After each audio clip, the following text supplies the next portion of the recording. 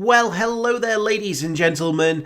It's Simon here once again with another reaction to Skeleton Crew episode number 4, and this will, by the end of it, mark the halfway point of the series.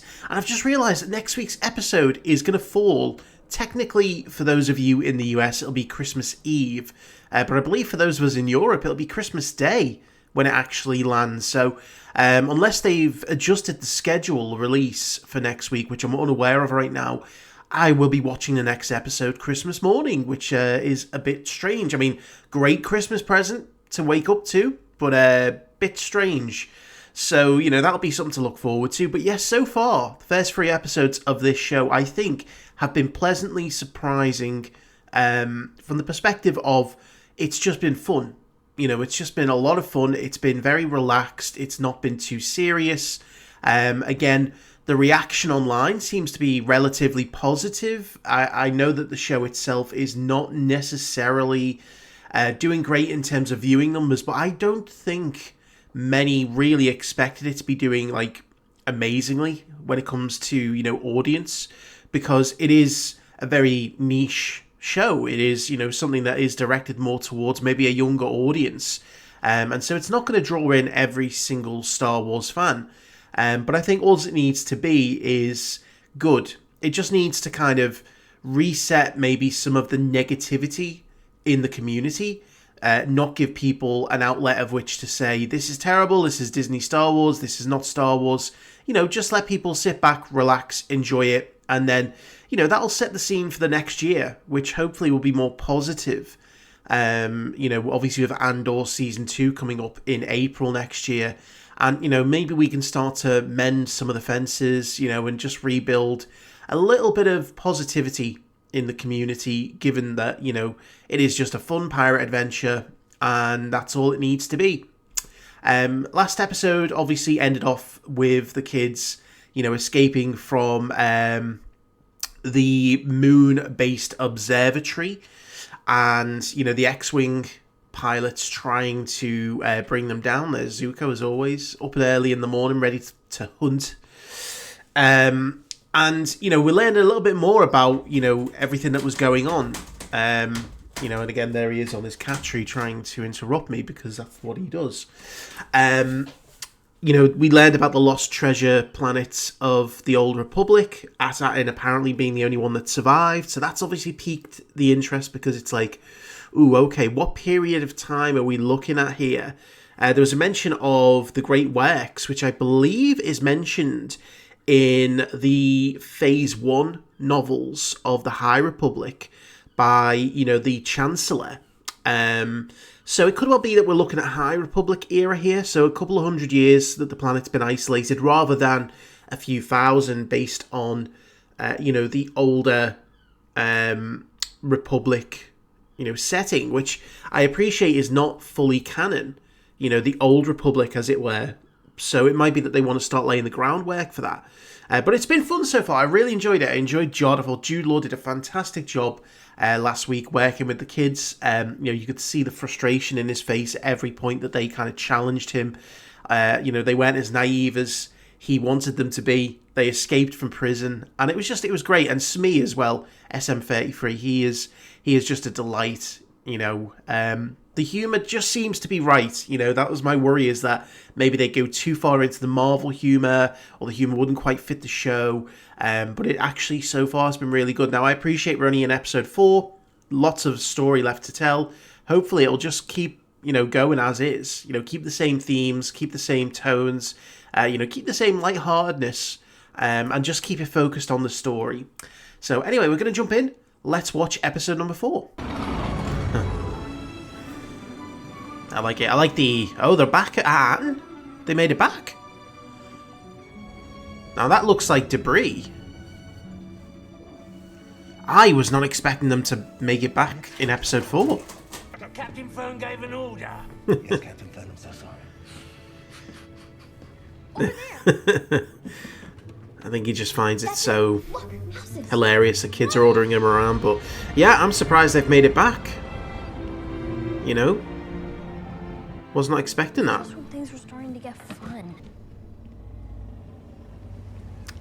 Is this definitely at Attin? Getting very spooky post-apocalyptic Where is vibes. everybody?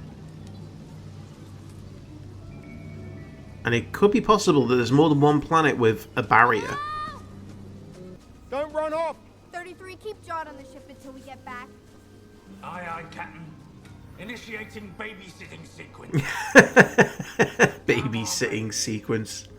Onto the ship, baby. Oh my god. Don't make me count. Oh, this is great. Whatever happened, Oh. it's happened a lot. I mean, that looks like Fern's Do you think maybe we fell asleep for 100 years home. in the tales of the knights and Tell me this isn't a story. He's saying this isn't at Attin.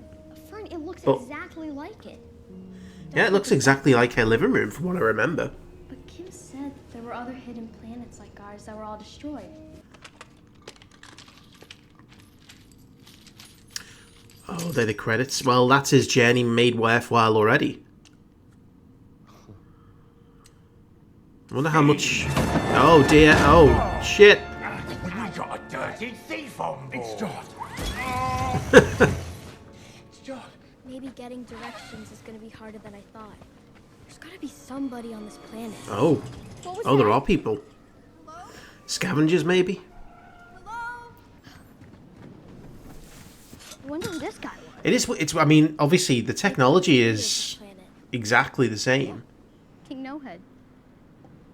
You think his name That's the is same kind of King bus in the background, which is a bit weird because it means that they've not changed designs in many, many years. Whoa! KB? Yeah. Who are you? Who are you? Oh no, is this going to be a tribe of kids? What? What did you say? Wait. I'm Wim. Are you guys like an army of kids battling the adults for control over the planet? he's kind of just said it, All we want is to find our which way makes me think that's not true. Take cover. The enemy approaches. The enemy. If it's another group of kids, then I might start doubting the... Oh no, it's going to be Jod. Who's that? Oh no, it's not. Enemy patrol. They sound and look a little bit like the animals from Tatooine in episode 1. That was unnecessary. In fact, it made more noise than if he'd have just creeped. It's almost like they're carbon copies. Like, we've had houses that look exactly the same, schools that look exactly the same, buildings that look exactly the same, and I don't think it's because they want to save on set building. Sadly, we do not concern ourselves with off-worlders beyond trading hides for ammunition. Okay, so You people don't have any do ancient come maps here? Or any star charts or anything. What about the knowledge hidden in the fallen sanctum? Pain. It is a distant place. You would not survive the journey. I mean, you've got a ship. Yet, You each have potential.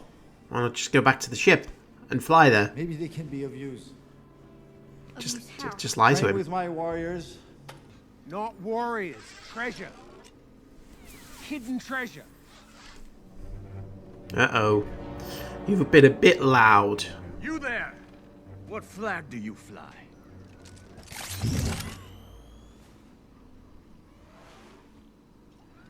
You know what? Just shoot me. I love it. He has just given up. He feels like me this year. Just shoot me. These weapons are weak. Come, I will show you something bigger. Oh no. It's the beginning of a love story. Oh, an Ithorian. I was just about to say that there's not been very many alien species on this planet. But there we go. We've got a Rhodian, an Ithorian. You know. Because it's clear that these planets had a mixture of species.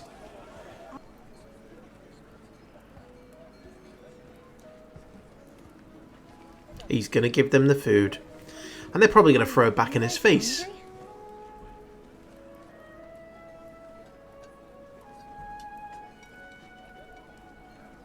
They're not used to shows of mercy and kindness. Hey, She's impressed. here's what I wanted to show you. Until he jumped on my head and I fell on the credenza. and sprained my trunk. Can you sprain a trunk? He totally beat me. Even though he's Suppose. Oh dear, this is weird. I've never met anyone like you before. Not just because of romantic vibes between kids, but, you know, elephant and human. Captain Fern and her crew Will honor us by leading us into battle. What? Oh, okay. Very strange decision. That's very gracious of you, but no thanks. I don't think you get to say no. Drop your weapon and follow Fern. Quiet. We've been talking of desertion. We'll get you shot. Yeah. Why is that like a mud trooper helmet from the Empire? So yeah, they're going to be very similar designs throughout the Republic, the Empire and whatnot, but it's almost exactly the same.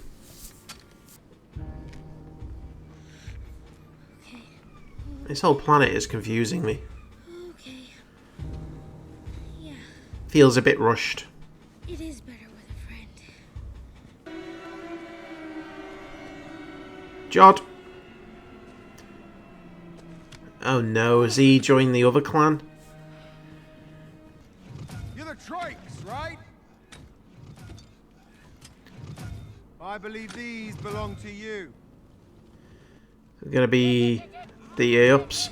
Don't tell me they're just gonna have fixed all of the problems between the clans like that. Yeah, I need them. Did he kill them all? Did he kill the other clan? Hey, Fern. Are you sure you'd rather have them over our best hides? How many hides? John! No, I'm joking. He's still the best part of the show. They've proven their bravery. So, well, a couple of Republic credits, Wait, well, and I bought the whole herd. What? Of course. where'd you get Don't complain. theories? He saved you. Yeah. You left him behind. To save your lives. Yeah. There lies the fallen sanctum. I will remember your ways. And then they all get killed. Because that's not how it works in post-apocalyptic worlds with tribes. If one comes up with their hands up, they're going to die. It's noble. My world could use some kindness. Neil, hate to interrupt, but Yeah. come on. He represents the audience. He's like, hate to interrupt, but we want to get back to the fun. Weird.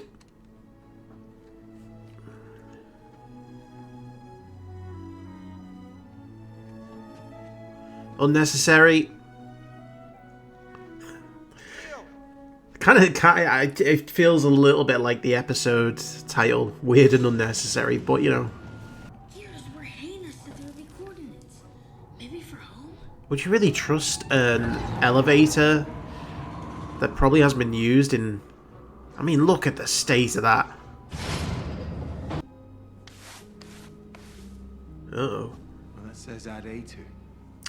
It's going to be all of the These are planets. galactic coordinates. Look, there's more. Oh no! The coordinates. Oh, of course. Of course they are. They'd be the only ones with the coordinates are gone. Who would do that? I did. You did? Why, were you looking for those? Oh, is that how they ended up on the first place? When? Why would you destroy them? Destroy what? The coordinates. What coordinates? What you just said to Attin. Can't say I remember no Attin. Stop saying that. Wait. Oh, Fern's having a bit of a breakdown. Memory? I mean, makes sense. They would have destroyed it to make sure no one else found it when they travelled to it. What do we do now, Captain? But the key is going to be fixing his memory, isn't it? I have no idea. He just led us into a battle and almost got us all killed. We made it out, I like Fern. Fern's a decent but character. now we're stuck. You can see the You'll figure growth. something out. You remember everything about Attin. I remember Attin. Clever. Ah, yes. I do remember Attin. There you go. If anyone ever comes poking around, looking for the treasure, Uh-oh. To kill him.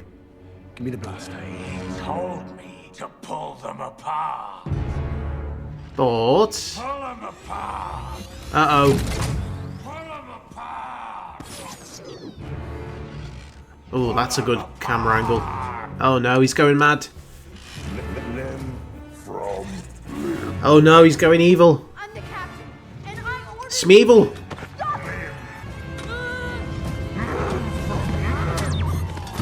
Oh. Is there just an off button just like that? That feels like a bit of a defect. Always go for the off switch. Okay, so definitely a different vibe in this episode, and I've got kind of mixed feelings on it. I feel like the second half of the episode was much better than the first half. The first half just seemed very out of place. In terms of such a tonal shift on the rest of the show.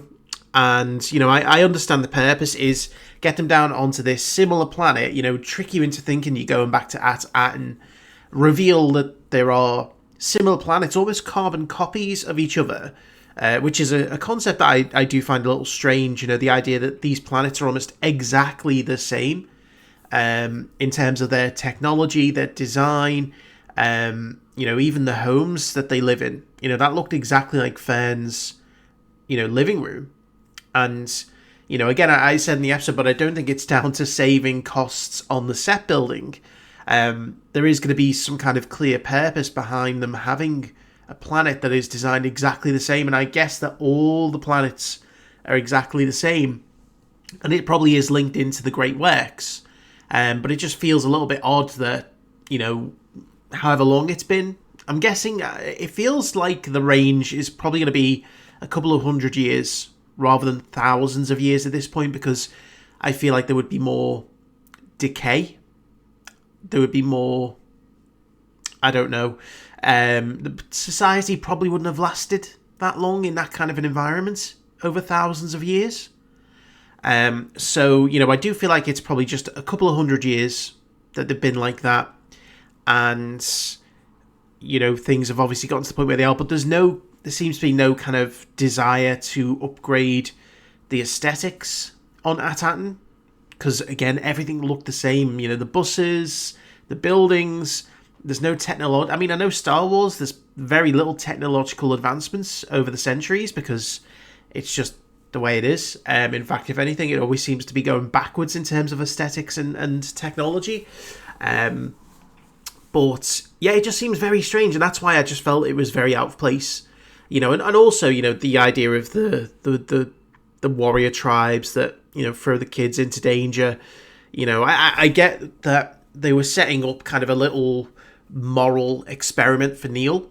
Kind of give him a little bit of character development.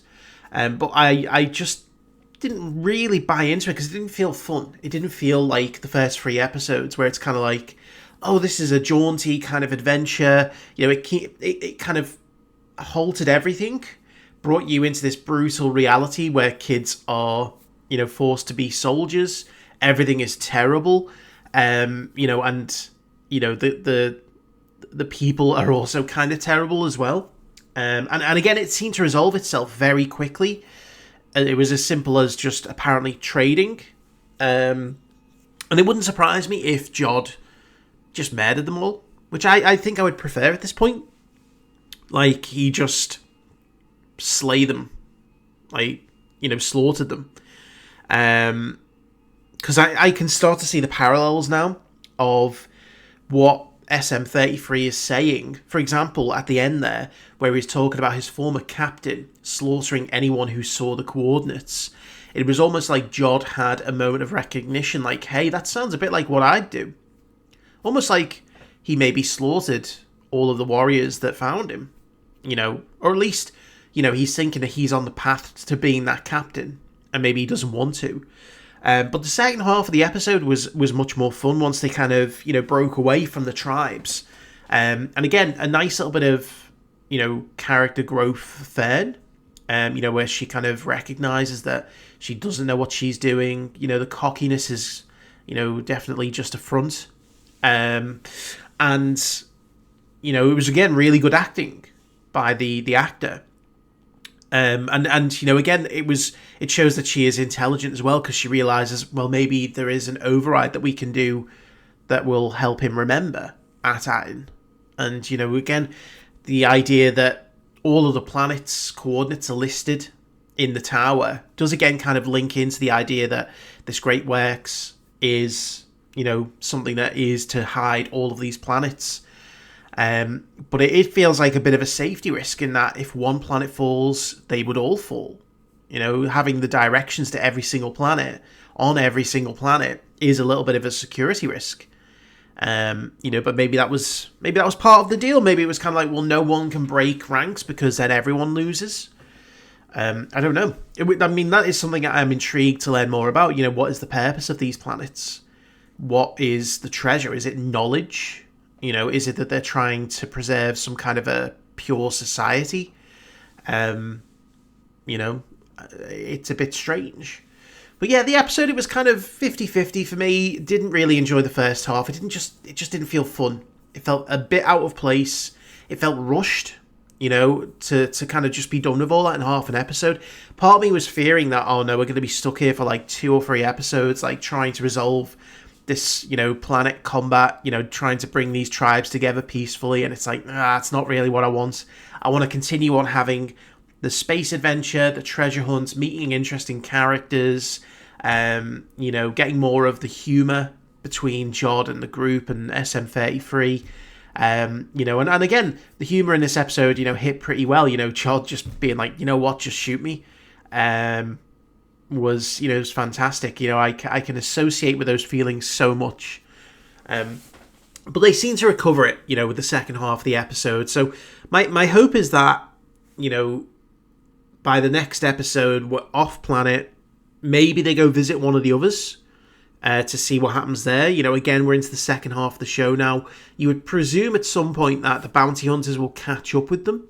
So there might be an episode revolving around them trying to escape the clutches of a bounty hunter.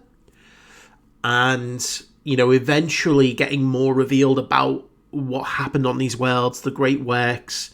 But it does appear as though pirates did eventually find at least one of the planets, and that could have compromised all of the others. Maybe this one pirate went around each of the planets, and scrubbed at Attin's coordinates, and that's why no one's ever found it.